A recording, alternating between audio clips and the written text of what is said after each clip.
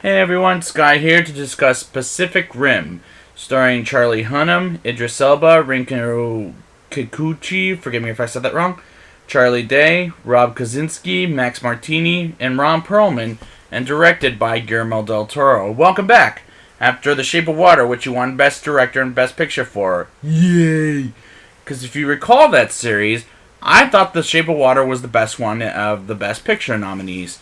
And I'm kind of glad it did one for many reasons. So let's just get into this movie.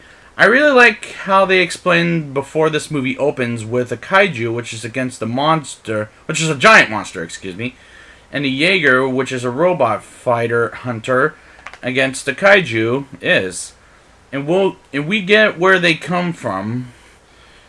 And a young Jaeger pilot named Raleigh Beckett, played by Charlie Hunnam, explains and lets the audience know what's going on. And I also like that it's set in the future in the year 2020 when we get to that opening scene. Raleigh's brother Yancey is Raleigh's co-pilot in a fighting robot called Gypsy Danger. And I really like how they act like brothers and when they get connected to each other's memories before they go to action, so they can fight as badly as the kaiju do. And I really like the narration by Raleigh just to catch people up for reasons if they haven't read the prequel comic books. I do like the concept of this movie too. It's very unique and very original.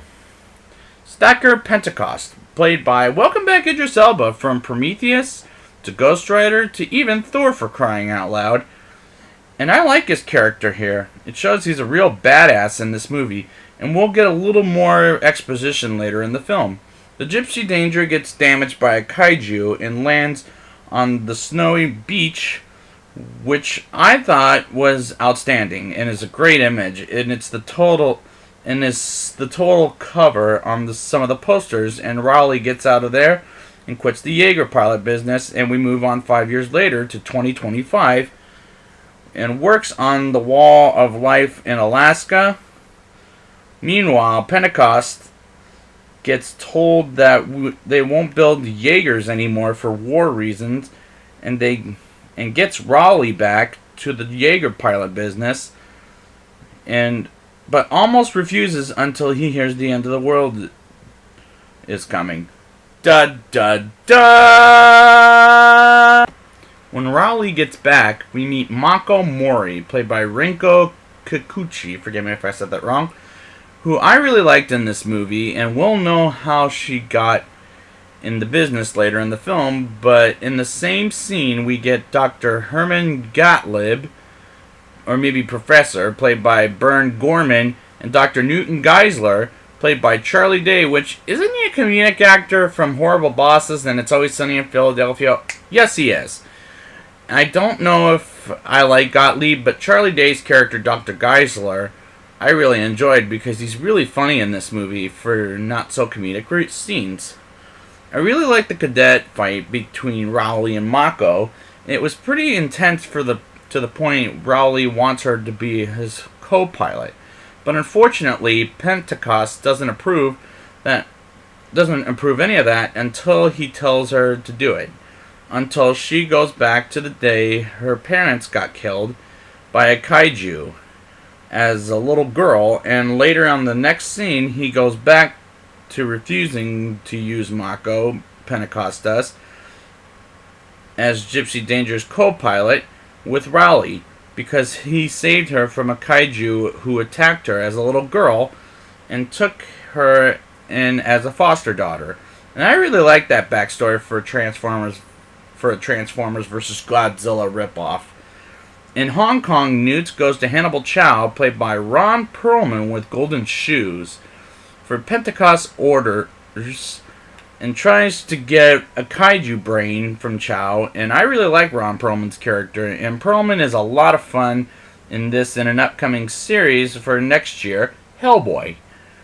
We get a kaiju versus Jaeger Gypsy Danger fight, which was epic but a little problematic. Particularly since shooting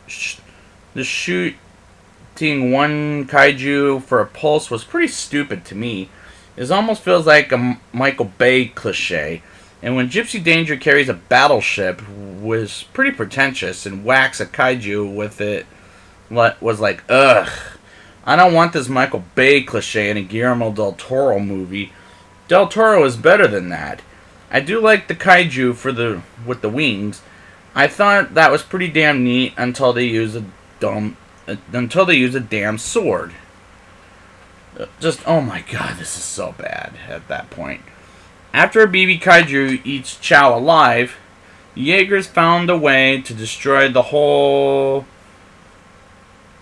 of the kaiju world, and Newt and Gottlieb try to stop the plan because it won't work unless somebody sacrifices themselves. Pentecost, with the son of the guy who was in one of the robots, gets themselves killed, but Mako is alive, and Rowley almost dies. Was a good way to get to the point at the end of the movie, and it was intense. I really didn't know what was going to happen to Rowley, but he makes it alive. Credits roll to a scene where Hannibal Chow comes popping up of a dead baby kaiju and says, "Where is my goddamn shoe?" Was the most hysterical mid-credits scene ever, by the way. Just hilarious and hysterical. Now it's time for the rating. I'll give this movie a 7.9 out of 10. The beginning of this movie had this plot keeping me interested, but when we get to the fight in Hong Kong, that's when the movie falls apart for me. But I do like the concept, and is there any way the sequel will improve? I'll find that out next week. So I'd like to thank you guys for joining me, and I will be back next week with Pacific Rim Uprising. And until next time, today we are canceling the apocalypse.